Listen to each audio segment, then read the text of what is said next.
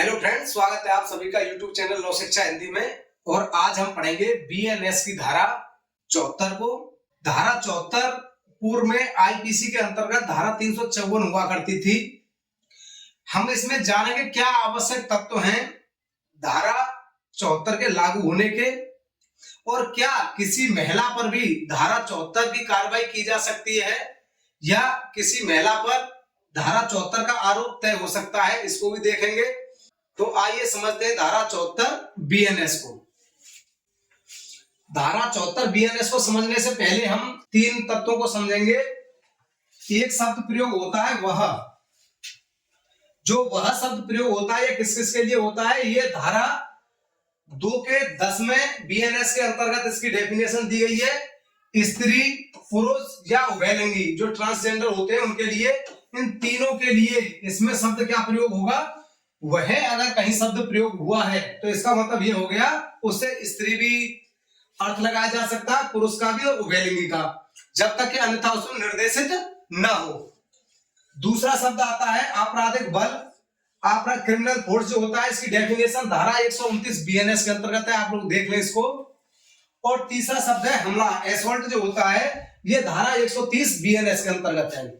तो इन तीन की जरूरत पड़ेगी हमको धारा कौन सी 74 बीएनएस को समझने के लिए। अब समझेंगे हम धारा 74 को। धारा 74 है महिला की लज्जा भंग करने के आशय से उस पर हमला या आपराधिक बल का प्रयोग। तो हमला, एसॉल्ट और use of criminal force to women with intent to outrage her modesty. अगर किसी की महिला की मोडेस्टी को भंग करने के लिए कोई भी आपराधिक बल का प्रयोग करता है तो धारा लगती है 74।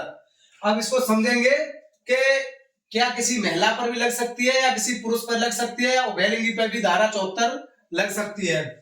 इसमें शब्द आया जो कोई किसी महिला की लज्जा भंग करने के आशय से या यह संभाव्य जानते हुए कि उसके द्वारा वह उसकी लज्जा भंग करेगा, या तो लज्जा भंग करने का उसका आशय हो या यह संभाव्य जानते हुए कि उसके द्वारा उसकी लज्जा भंग करेगा, तब उस महिला पर हमला करता है या आपराधिक बल का प्रयोग करता है।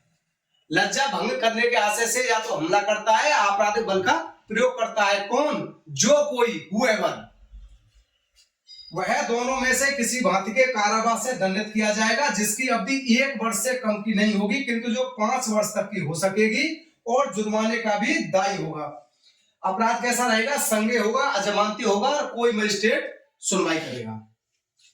3 शब्द यूज हुए, एक तो हमला यूज हुआ, एक हुआ आपराधिक बल का प्रयोग, और तीसरा हुआ लज्जा, महिला की लज्जा भंग करने के आशय से, ये शब्द प्रयोग हुए।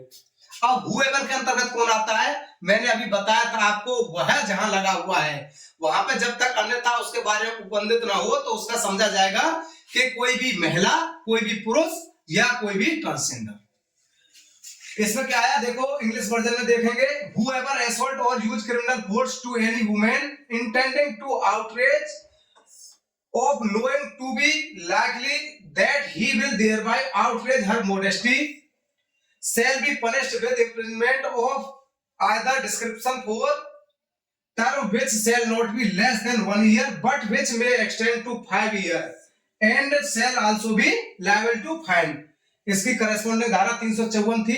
तो whoever के अंतर्गत तीनों आएंगे, चाहे तो वहां पे कोई भी मैन हो या कोई भी वुमेन हो या कोई भी ट्रांसजेंडर हो, तो ये तीनों किसके अंतर्गत आएंगे? वह के। तो धारा 74 किसी भी महिला पर भी लग सकती है, किसी पुरुष पर भी लग सकती है और किसी ट्रांसजेंडर पर भी लग सकती है।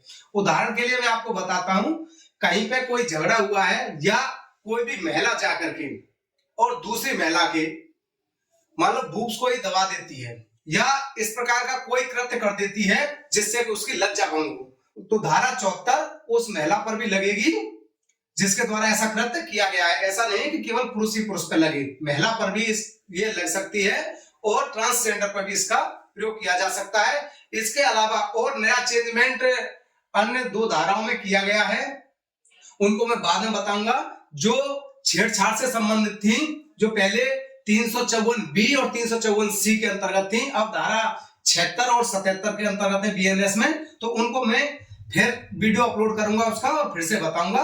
अगर धारा समझ में आई हो और वीडियो पसंद आए हो तो चैनल को लाइक करें, सब्सक्राइब करें। Thank you.